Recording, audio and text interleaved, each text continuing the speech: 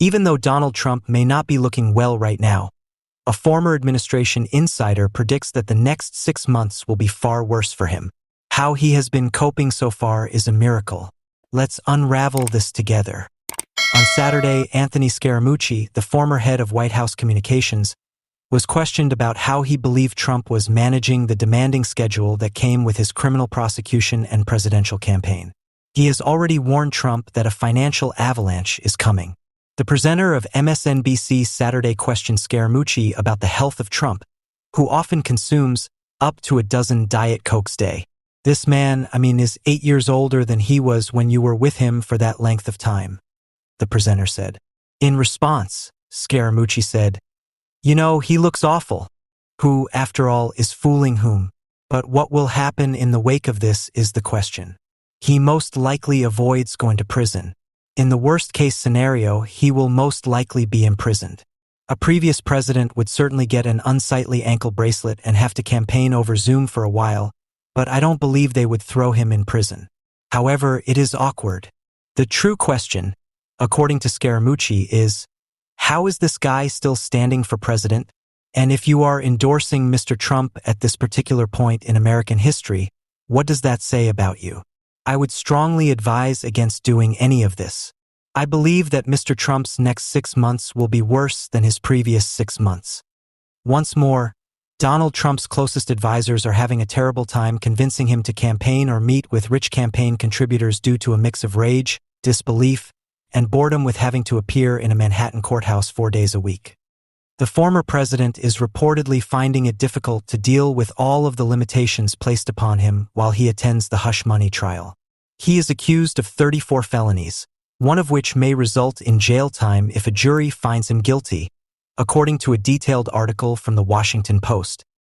The phrase around here is, "The process is the punishment," a Trump source told the Post.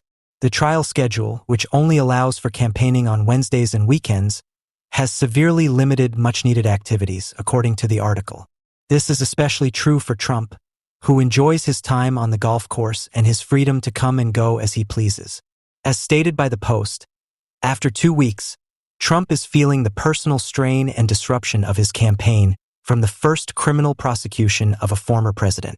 According to many individuals close to Trump, he makes an effort to arrange meals when friends, donors, and international leaders join him, but on trial days, his moods are worse. According to them, the former president is used to receiving applause when he enters and departs Mar-a-Lago rooms, almost daily games of golf, and constant stimulation. Rather, he is already reporting 4 days a week for tedious court hearings and extended periods without being allowed to use his phone.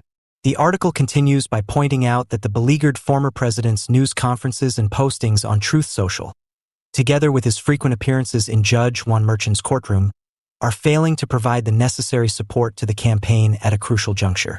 While his team is racing to bridge a funding deficit with President Biden and establish infrastructure for the general election, the trial is absorbing time and money. The Post reports, Trump could swoop in and out of his court proceedings more easily and campaign on the sidelines during the Republican primary. The former president is now compelled to attend. To make matters worse, the inclement weather last weekend forced the cancellation of his first mid-trial rally. Almost as if he's having trouble believing it, a Trump source said. When you speak with him, there's a feeling like, "Can you believe this? I was charged by them." As the dependable gatekeeper for the late President Donald Trump, Rona Graff ruled over Trump Tower for 25 years.